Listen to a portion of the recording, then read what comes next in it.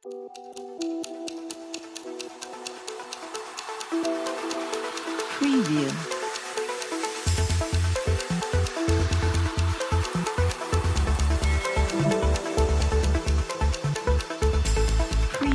बिस्मिल्लाहिर्रहमानिर्रहीम।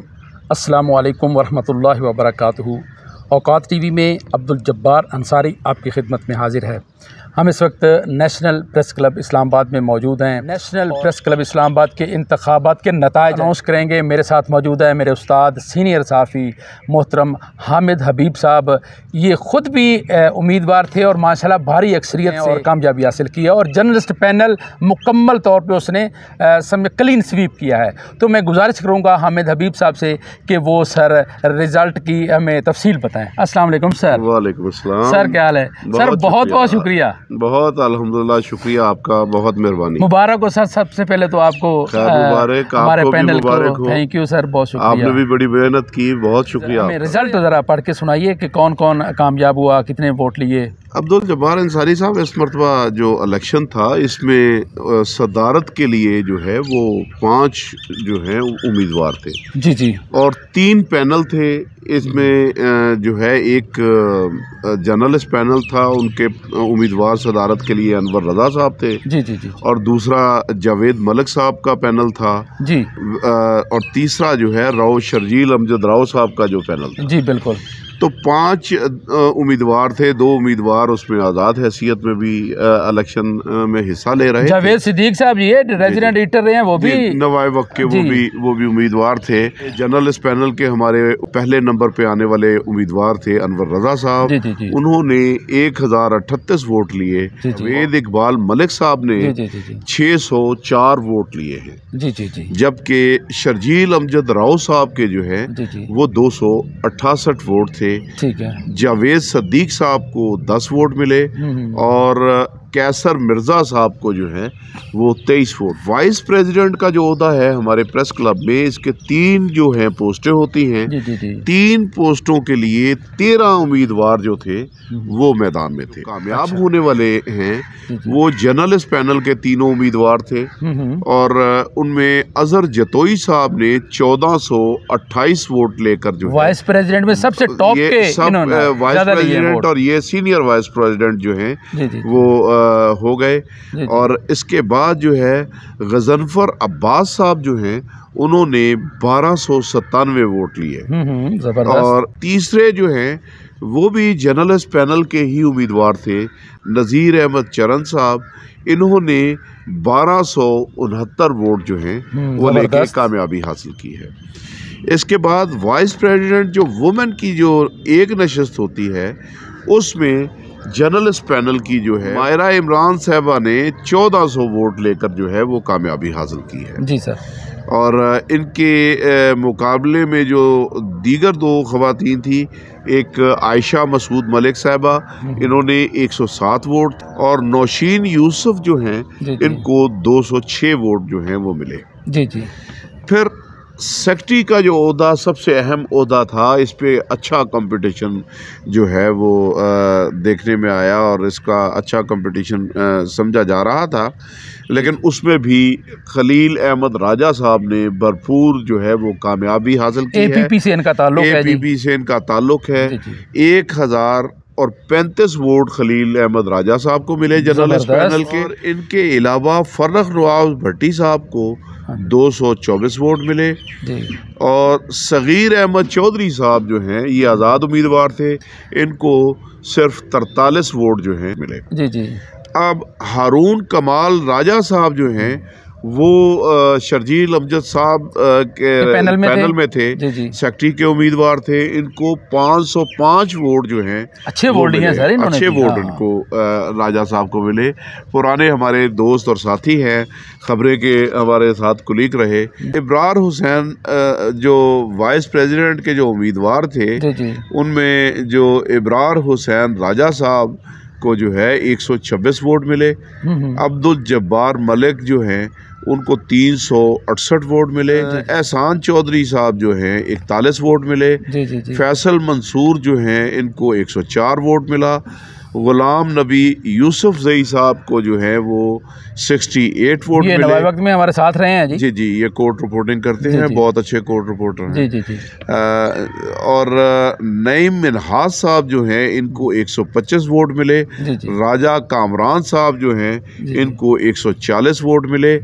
और अहमद अदील फराज साहब जो हैं इनको 74 वोट मिले। एहतशामुल हक कियानी जो हैं इनको 37 वोट मिले। इमरान चौधरी को 108 वोट मिले। इसमें यह तरतीब होती है कि जिसके ज्यादा वोट होते हैं वो सीनियर नायब सदर कहलाता है। इस तरह जो वोट के हिसाब से अजहर जतोई साहब जो पिछली बॉडी थी उसमें भी सीनियर वाइस प्रेसिडेंट थे और अब इस मरतबा भी वोट के हिसाब से भी वो सीनियर वाइस प्रेसिडेंट होंगे और बाकी 2 वाइस प्रेसिडेंट उसके साथ कंसिडर होंगे। इस तरह जॉइंट सेक्रेटरी की जो 3 नशिस्तें होती हैं, 3 नशिस्तों के ऊपर जो है 11 उम्मीदवार थे। 11 उम्मीदवारों के दरमियान मुकाबला था और इसमें जो कामयाब होने वाले उम्मीदवार हैं वो वक़ार अब्बासी साहब, ये नवाए वक्त से हैं जी। हाँ जी, वक़ार अब्बासी साहब नवाए वक्त में रिपोर्टिंग करते हैं, रिपोर्टर हैं और ये कामयाब हुए हैं। इन्होंने 1445 वोट लिए, बड़े अच्छे वोट लिए, बहुत अच्छे वोट लिए हैं। इसके बाद मोहम्मद असलम लुड़का साहब जो हैं वो 1236 वोट लेकर, तलत फारूक साहब जो हैं ये फोटोग्राफर हैं हमारे और इनके 1197 वोट हैं। इस तरह जर्नलिस्ट पैनल के तीनों जॉइंट सेक्रेटरी भी जो हैं वो कामयाब हो गए। बाकियों के नाम भी मैं ले देता हूँ जी। असद हाशमी साहब जो हैं इन्होंने 173 वोट लिए। अदनान हैदर चौधरी साहब जो हैं उन्होंने 328 वोट लिए। अदनान हैदर बरी, हाँ जी। और नासिर अब्बास साहब ने 83 वोट लिए। सैयद रिशान ने 72 वोट लिए।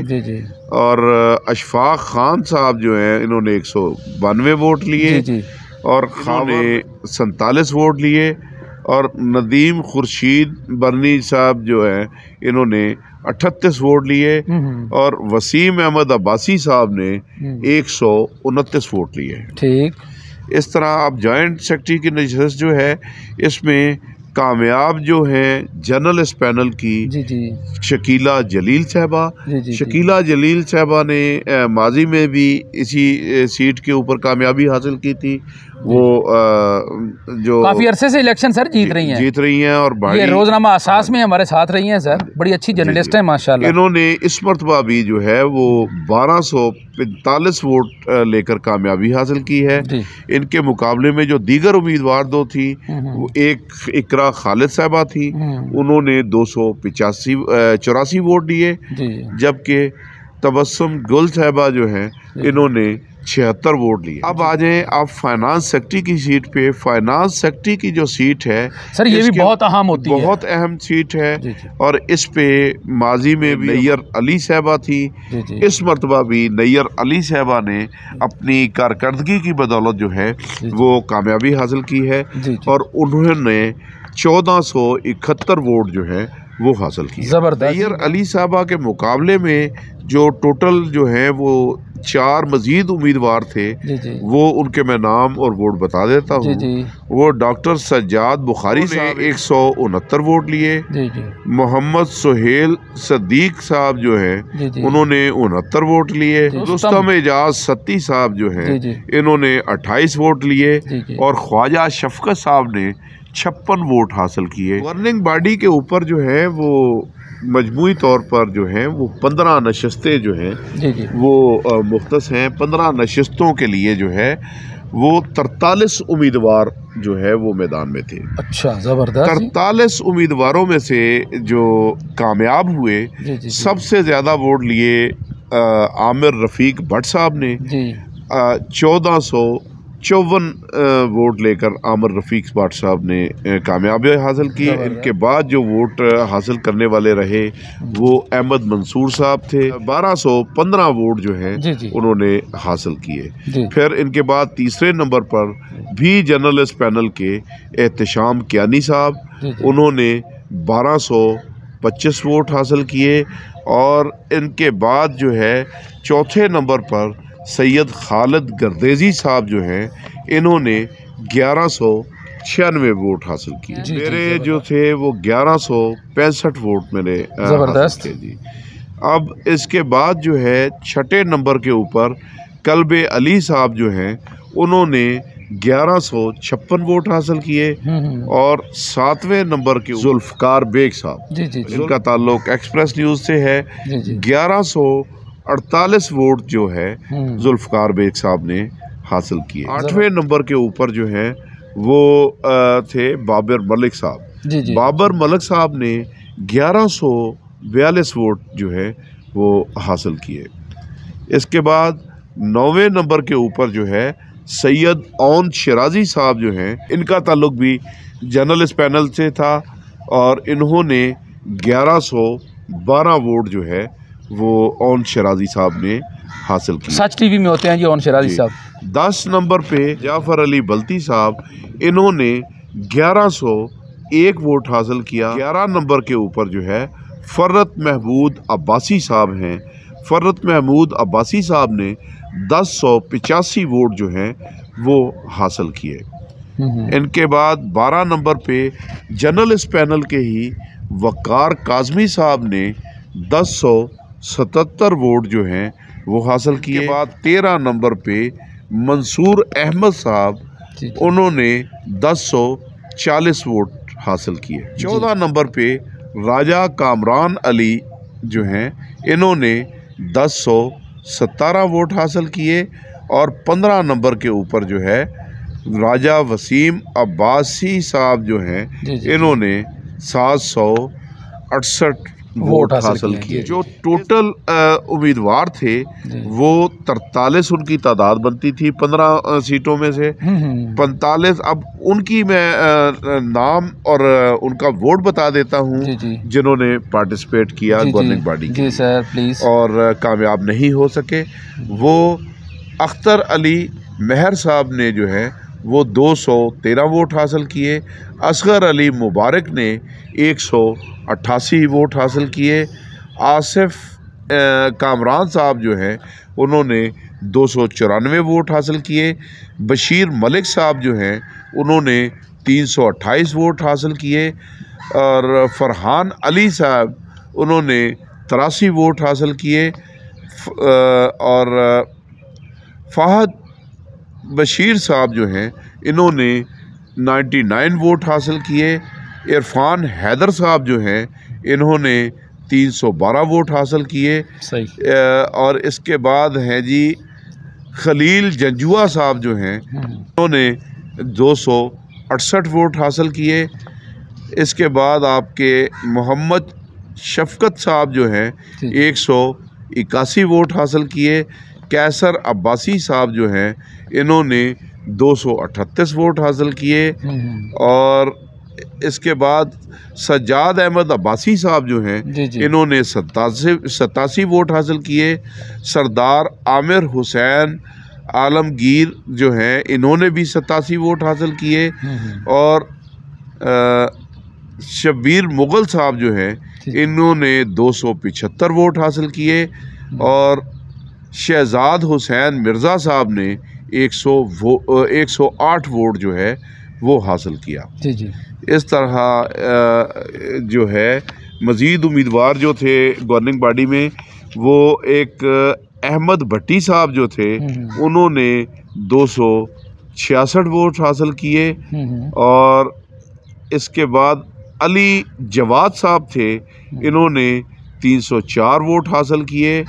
और इसके बाद कामरान मुग़ल साहब थे, उन्होंने 249 वोट जो है वो हासिल किए। खालिद अजीज़ साहब जो हैं, ये भी उम्मीदवार थे गवर्निंग बॉडी के लिए, इन्होंने 110 वोट हासिल किए। और मोहम्मद महमूद अब्बासी साहब जो हैं, ये भी उम्मीदवार थे, इन्होंने 185 वोट हासिल किए जी। और एम रईस ख़ान साहब जो हैं, इनको 197 वोट मिले। इसके बाद राव जुल्करनैन साहब जो हैं, ये उम्मीदवार थे गवर्निंग बॉडी के लिए, इनको 87 वोट मिले। राजा मंसूर अहमद साहब जो हैं इनको 303 वोट मिले। सादत रशीद साहब जो हैं इनको 181 वोट मिले। और इसके बाद शब्बीर हुसैन साहब जो हैं इनको 84 वोट मिले। शकील अहमद साहब जो हैं शकील अहमद कल्याणा इनको 471 वोट मिले। काफ़ी वोट लिए हैं जी इसने भी, 471, बहुत ज़बरदस्त। सहर खान साहब सहर खान जो है इनको 185 वोट मिला।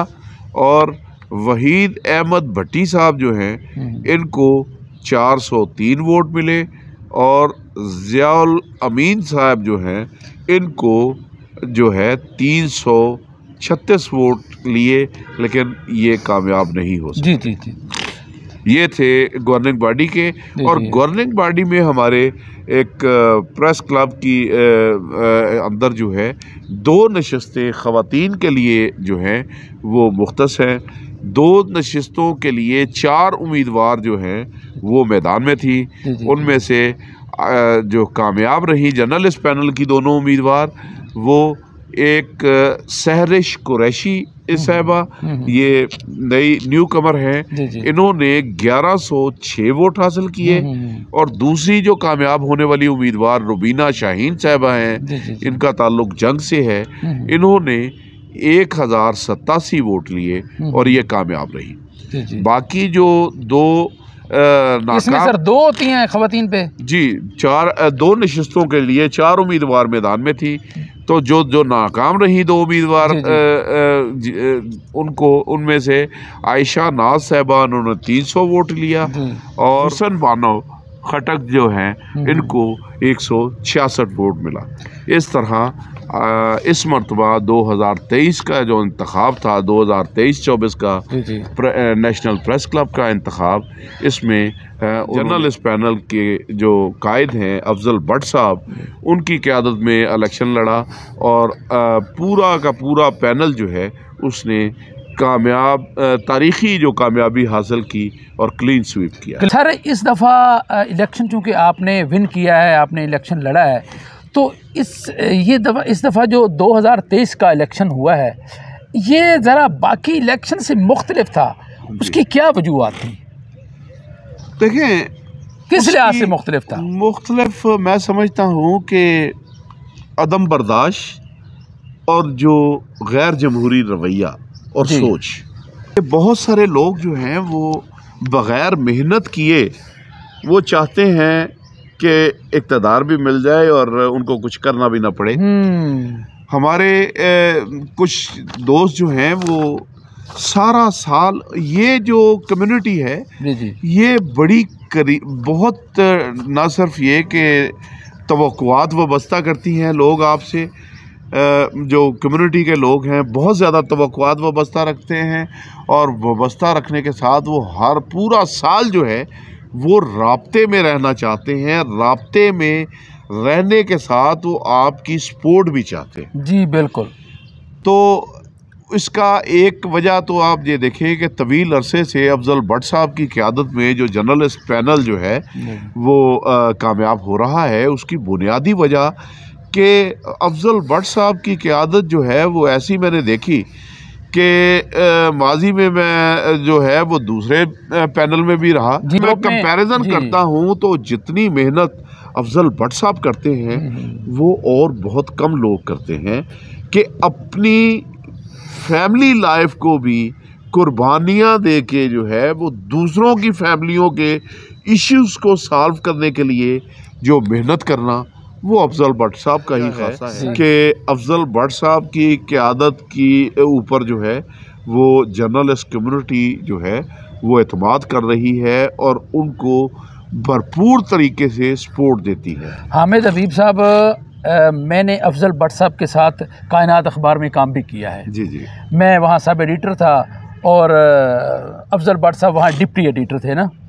यकीन जानिए कि डेस्क पे बैठ के हमारे साथ सुर्खियां बनाते थे, खबर एडिट करते थे, एक मतलब सब एडिटर की हद तक भी कोऑपरेट करते थे। देखें वो तो एक इंस्टीट्यूशनल मामला है, बिल्कुल कि इंस्टीट्यूशन के अंदर प्रोफेशनल काम है, लेकिन ये पॉलिटिकल काम में उनकी खूबी सबसे बड़ी देखें ये है कि उन्होंने ये उनकी जो कामयाबी की जो दलील है और कामयाबी की जो असल वजह मुझे समझ आ रही है कि वो अपने ग्रुप को फैमिली की तरह उन्होंने बनाया हुआ है और फैमिली के इस तरह एफिलिएशन है और उस फैमिली के अंदर एक टीम सेपरेट है, टीम जो है सेपरेट के साथ वो है जो है वो लड़ता है। आप ये देखें कि अफजल भट्ट साहब को अचानक जो है वो बैरून मुल्क जाना पड़ गया, वो लंदन में गए हुए हैं, इलेक्शन उनके गैर मौजूदगी में हो रहा है। जी। लेकिन यहाँ पे आपने महसूस किया होगा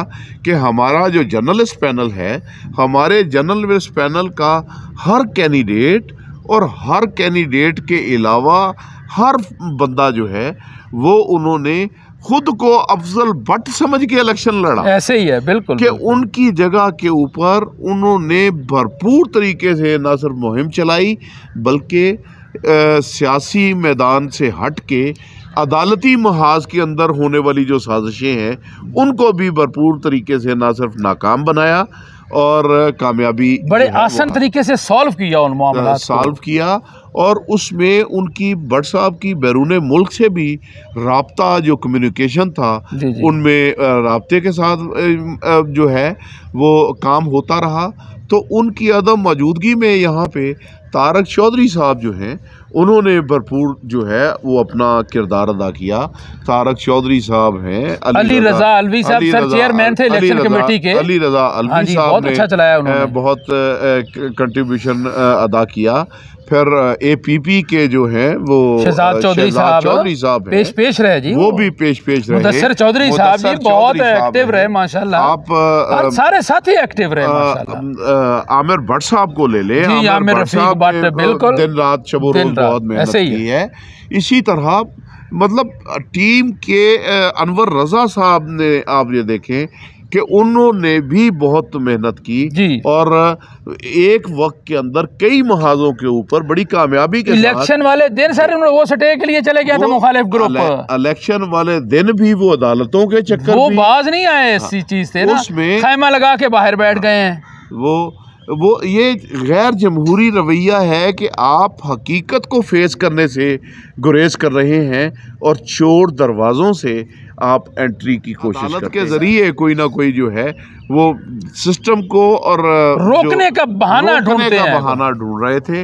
लेकिन अल्हम्दुलिल्लाह इस मरतबा भी नाकामी हुई और अब मेरा ख्याल ये है कि हमें भी और उन लोगों को भी सबको जो है वो तल्ख जो बातें हैं वो भुला के जो है वो अच्छे माहौल को, अच्छा साजगार माहौल और प्रेस क्लब को एक बावकार इदारा जो है कौमी इदारा बनाने के लिए काम करना चाहिए, मिलजुल के काम करना चाहिए और अपनी माजी की गलतियों को नहीं दोहराना चाहिए। माजी की गलतियों कोताहियों से हमें सबक सीखना चाहिए और बेहतर से बेहतर काम करने के लिए आगे जो है नए जज्बे और नए ज़म के साथ काम करना चाहिए। इस मरतबा इंशाल्लाह हम कोशिश करेंगे कि ज़्यादा अच्छा और बेहतर माहौल पैदा करने के साथ प्रेस क्लब के जो मेंबरान हैं उनको आइंदा जो रह गए थे प्लाट जिनको नहीं मिले थे उन प्लाट दिलाने के लिए अपना किरदार अदा करते रहें और इसके अलावा